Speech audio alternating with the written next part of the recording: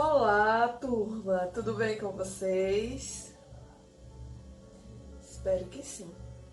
Na aula de hoje, teremos como componente curricular Geografia e daremos continuidade ao assunto relacionado à urbanização. Então, hoje veremos um pouco sobre urbanização e meio ambiente. Então, para iniciar nossa aula, iremos recapitular o que é urbanização. Então, urbanização é o fenômeno que resulta em um aumento da população que vive nas cidades em relação a que vive no campo. O Brasil é majoritariamente urbano desde a década de 1960, quando o país passou por um processo de industrialização. Atualmente, mais de 80% da população brasileira vive em cidades, ou seja, a maioria dos brasileiros vive em cidades de grande e pequeno porte. Então, nas grandes cidades, as pessoas conhecem geralmente somente os fragmentos dos lugares por onde circulam. Por exemplo, a escola, o trabalho, moradia, lazer, os ambientes que elas circulam. Não é raro que em cidades maiores pessoas nunca tenham visitado algum determinado bairro da sua cidade.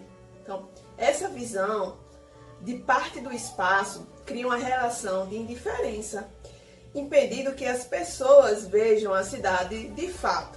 Então, fazendo com que os cuidados com aquele espaço urbano eles fiquem em segundo plano. Você possivelmente já percebeu que um dos maiores problemas ambientais da cidade é o lixo. A grande quantidade de pessoas no mesmo ambiente e o consumo exagerado de mercadorias fazem com que a produção de lixo alcance números alarmantes. Outro problema ambiental urbano que podemos citar é a poluição da água. Não são raros os casos em que, ao ser devolvida para o ambiente, a água encontra-se contaminada por substâncias químicas, geralmente devido ao seu uso pelas indústrias e até mesmo as instalações de esgoto, de saneamento básico, que são colocadas, são lançadas de fato em rios e oceanos sem passar por nenhum processo de tratamento. E para onde vai todo esse lixo? A destinação correta do lixo é um dos maiores problemas urbanos. A coleta dos resíduos não é suficiente. Há uma estimativa que apenas a metade do lixo produzido é coletada e uma quantia ainda menos recebe destinação adequada, como os aterros sanitários, usinas de reciclagem, incineradores e usinas de compostagem. A maior parte do lixo tem um fim inadequado, muitas vezes sendo jogadas em rios ou lixões clandestinos, o que provoca a contaminação da água e do solo. Então, qual o local mais correto para destinar o lixo? Provavelmente o aterro sanitário.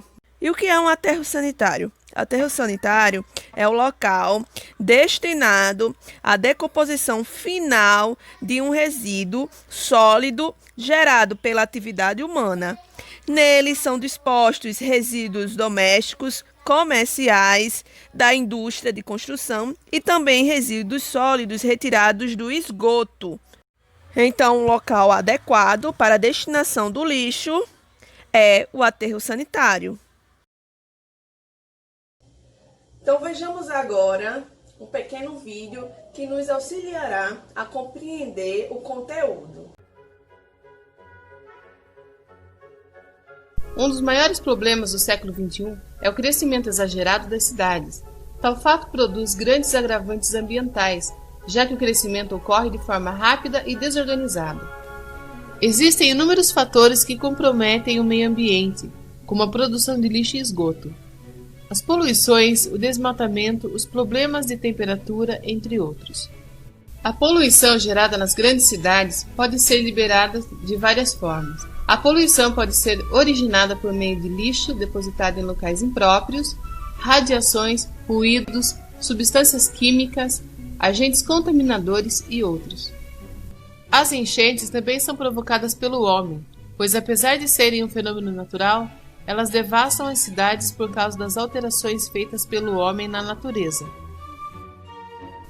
A retirada das coberturas vegetais, a utilização de materiais impermeáveis no solo, o depósito indevido de lixo nas ruas e outras atitudes humanas colaboram para a proporção do problema. O problema é a questão das moradias.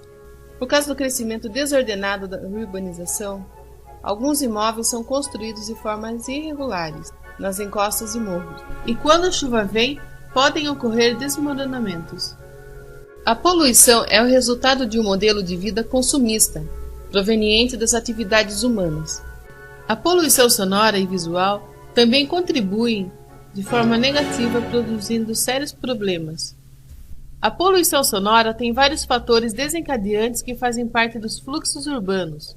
O barulho é emitido principalmente por veículos automotores, caminhão, ônibus, carros e motos, pela construção civil, na qual os trabalhadores produzem sons o tempo todo, e por vendedores ambulantes. Esse conjunto de emissores de sons, funcionando simultaneamente, alcança elevados índices.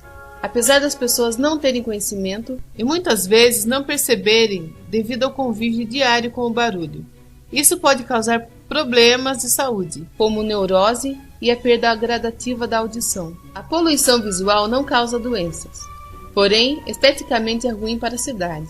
A poluição visual é resultado essencialmente da imensa quantidade de anúncios publicitários que quase sempre são extravagantes.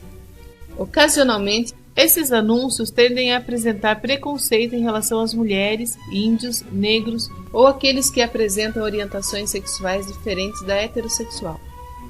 Além disso, as propagandas ostentam produtos inacessíveis a grande parte da população, tais como mansões e carros importados, iates, roupas de grife, restaurantes finos, além de produtos prejudiciais à saúde como cigarro, bebidas e inseticidas.